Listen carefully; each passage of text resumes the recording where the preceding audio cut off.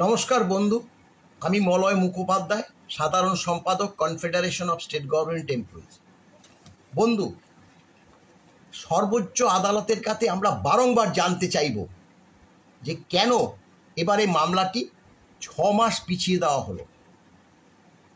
আপনারা লক্ষ্য করবেন, সুপ্রিম কোর্টে মামলা সাধারণত শোনার পরে 2 থেকে 3 সপ্তাহ পিছিয়ে দেয় পরবর্তী শুনানির জন্য। কিন্তু ডিএ মামলাটার মধ্যে কি আছে? এসএলপি দায়ের করেছে সরকার, সেটা এসএলপি গ্র্যান্ড হবে, অর্থাৎ শুনানি গ্র্যান্ড হবে কি হবে না সেটাই নির্ভর করছিল এতদিন। কিন্তু দেখলাম দিনের পর দিন মামলাটিকে দীর্ঘ থেকে দীর্ঘতর করছে। কারণ এর আগে মামলাটা জাস্টিস ঋষিকেশ রয়ের বেঞ্চ 4 মাস পরে শুনবার জন্য স্থান দিয়েছিল, অর্থাৎ ওই 15 জুলাই 2024। এবার সেটা 6 মাস পরে ডেট দিয়েছে। কেন? এখানে দেখুন, আমরা বারংবার বলছি দেশের সর্বোচ্চ বিচারালয়, আমরা বারবার বলছি যে এক্ষেত্রে যারা অবসরপ্রাপ্ত সরকারি কর্মচারী একজন জীবনের শেষ প্রান্তে এসে উপস্থিত হয়েছে, তারা যাতে শেষ জীবনে একটু স্বাচ্ছন্দ্যে বাঁচতে পারে, তার জন্য আপনারা ডিএ মামলাটা একটু তাড়াতাড়ি শুনে আইন মাফিক, আমরা বলছি না যে আমাদের পক্ষেই রায় দিতে হবে, শুনুন। কিন্তু না, দিনের পর দিন মামলা পিছিয়ে যাচ্ছে। আর এখন দেখছি সুপ্রিম কোর্ট কিন্তু ডিএ মামলাটি পিছিয়ে দিতে মিথ্যার আশ্রয় নিচ্ছে। এখানে আর একটা কথা বলে নিই, এই যে আপনারা তালিকাটা দেখছেন, এখানে দেখুন honourable mister justice Dinesh Maheshwari যে বেঞ্চে 28-11-22, 5-12-22, 14-12-22, 16-1-23, 21-3-23, 11-4-23, 18-4-23, 24-4-23, 8বার মামলাটি উঠেছে। আর অপরদিকে অনারেবল মিস্টার জাস্টিস ঋষিকেশ রায় বেঞ্চে 14-7-23, 3-11-23, 5-2-23, 5-2-24, 18-3-24 এবং শেষ 15-7-24।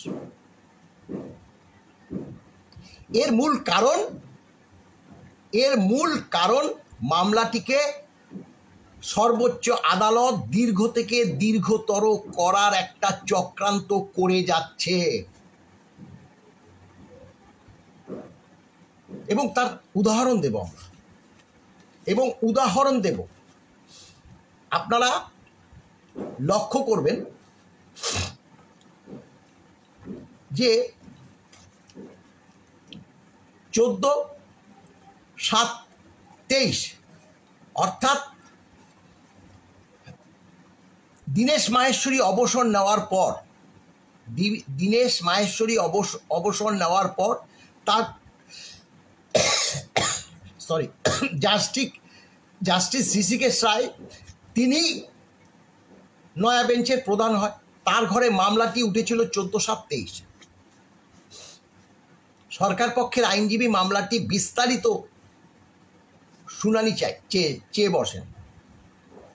অর্থাৎ তিনি বলেন কোট আনকোট যে আমরা এক্সটেন্সিভ হিয়ারিং চাইছি, কারণ মামলাটি বিস্তারিতভাবে শুনতে হবে। আমাদের আইনজীবীদের কোনো বার্তাই তারা শুনল না, অর্থাৎ আদালত শুনল না। এক্সটেন্সিভ হিয়ারিং গ্র্যান্ট করে এবং শুধু নভেম্বর মাসে কোনো একটি দিন শুনবে বলে মামলা রীতি টানবে।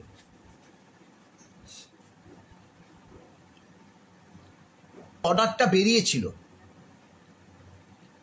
সেখানে পরিষ্কার বলা আছে, আমি 14-7-23 শুনানির পরে 14-7-23 যে অর্ডারটা বেরিয়েছিল, the matter would require extensive consideration. মানে কি এক্সটেন্সিভ কনসিডারেশন? অর্থাৎ এক্সটেন্সিভ হিয়ারিং শুনবার জন্য কোর্ট কনসিডার করেছে। কাকে কনসিডার করেছে? সরকার পক্ষকে। ভালো কথা, আমরা তো শুনানি চাইছি। তা শুনানি যখন চাইছি, শুনানি যখন দিল, সেই অর্ডারটা যখন পেলাম, আমরা ভেবেছিলাম যাক এবার হয়তো ডিএ মামলাটির শুনানি শুরু হবে। এটা স্বাভাবিক। শুনি পরবর্তী তারিখ ওই যে বলেছিলাম যে নভেম্বর মাসে কোনো একটা দিন, এবং নভেম্বর মাসের 3 তারিখে মামলাটা তারিখ দেওয়া হয়েছিল। এবং তারপরে দেখলাম যে ওই যে এক্সটেন্সিভ হিয়ারিং, না, এক্সটেন্সিভ হিয়ারিংটাও শোনা হয়নি। 3/11 উঠল মামলা, 5/2/24 মামলা উঠল, 18/3/24 আবারও ধারাবাহিকভাবে মামলা কজ লিস্টে আসছে, ডেলি কজ লিস্টে আসছে, কিন্তু মামলা শোনা হচ্ছে না। এবার 18/3/24, এর আগেও আমি বলেছি, 18/3/24 পরবর্তী যে মামলার ডেটটি দেওয়া হয়েছিল তা হচ্ছে 15/7/24, 4 মাস পরে। 4 মাস পরে 15/7/24 যখন মামলাটি উঠল, সেই ব্যাপারে বিস্তারিত মনে হয় আমাদের বলার প্রয়োজন নেই, কারণ আপনারা সকলেই জানেন গত সোমবার মামলাটি সুপ্রিম কোর্টে উঠেছিল। 15/7/24 মামলাটি যখন উঠল, সেই সরকারি আইনজীবী তিনি একটি কথাই বললেন যে মামলাটি শুনতে হবে, তাই আপনি একটি পরবর্তী তারিখ নির্ধারণ করুন। সরকার যা চেয়েছে সেটাই সুপ্রিম কোর্ট শিরোধার্য করেছে। কেন বললাম? কারণ পরে যে অর্ডারটা বেরিয়েছে, একদিন পরে অর্ডার বেরিয়েছে, সেখানে কি বলেছে? The matter would require hearing at length. The matter would require hearing at length. আচ্ছা বলুন তো, এক্সটেন্সিভ হিয়ারিং আর hearing at length, extensive hearing and require hearing at length, এই দুটি কথার মধ্যে পার্থক্য কি আছে? পার্থক্য কি আছে? 14/7/23 এক্সটেন্সিভ হিয়ারিং চেয়েছে, তার জন্য ডেট দিয়েছিল 3/11/23, কিন্তু 3/11/23 পরে 5/2/24 মামলাটি উঠল, হয়নি। 18/3/24 উঠল, হয়নি। ধারাবাহিকভাবে কজ লিস্টে হচ্ছে না। এবং তার পরবর্তী 15/7/2024 মামলা ওঠার পরে এখানে বলেছে যে matter would require hearing at length list on 7/1/25। তাহলে কি হলো? আমরা কি এই যে দুটো কথার অর্থ কি এক না এক নয়? কর্মচারীরা আপনারা বিচার করুন। এক্সটেন্সিভ হিয়ারিং আর require hearing at length list on 17/1/25। এর আগে 14/7/24 সেই একই কথা বলেছিল।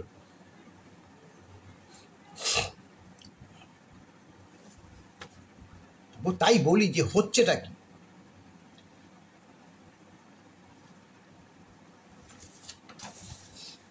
তাই এই যে আমরা দিনের পর দিন একদম অনাস্থা এনে যাব দেশের সর্বোচ্চ আদালতের প্রতি, গণতান্ত্রিক অধিকার, আমরা তো তাদেরকে অপমান করছি না, অসম্মান করছি না, বাস্তব সত্যটা আমরা উত্থাপন করছি।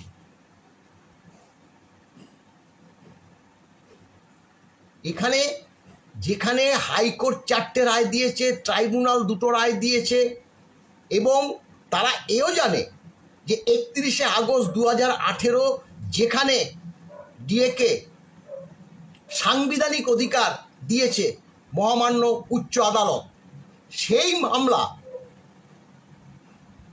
এসএলপি করলে তো একটা হিয়ারিংয়েই বাতিল হয়ে যাওয়ার কথা না? তারা তো নির্দিষ্ট সময় মতো আসেনি, সেটাই তো আমরা জানি। যে লোয়ার কোর্ট থেকে উচ্চ আদালতে গেলে 1 মাসের মধ্যে, উচ্চ আদালত থেকে সর্বোচ্চ আদালতে গেলে 3 মাসের মধ্যে, আর যেখানে 18 সাল আর মামলাটা দায়ের করেছে 22 সাল। কেন? আর তার মধ্যে তো চ্যালেঞ্জ করেনি। সাংবিধানিক অধিকার যে দিয়ে সেটা কি চ্যালেঞ্জ করেছে সরকার?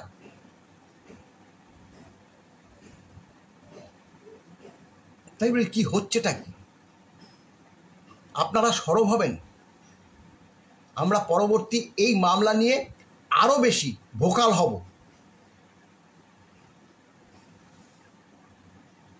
এবং অনেকেই জানতে চেয়েছেন যে আমরা এই বার্তাটা কেন তুলে ধরছি না। দেখুন, আমরা গভর্নরের কাছে তুলে ধরেছি, আমরা রাষ্ট্রপতির কাছে তুলে ধরেছি, তারা তাদের যে নিয়ম অনুসারে রাজ্যের চিফ সেক্রেটারির কাছে চিঠি পাঠিয়ে দিয়েছে। আমরা সুপ্রিম কোর্টে তুলে ধরেছি এবং অবসরপ্রাপ্ত সরকারি কর্মচারীরা তাদের করুণ আর্তি জানিয়ে সুপ্রিম কোর্টের প্রধান বিচারপতিকে জানিয়েছে। হ্যাঁ, এগুলো আমরা সর্বসাধারণের কাছে তুলে ধরছি না, কারণ যারা সেই আর্তি জানিয়েছে তাদেরটা প্রকাশ্যে আনাটা শোভনীয় নয়।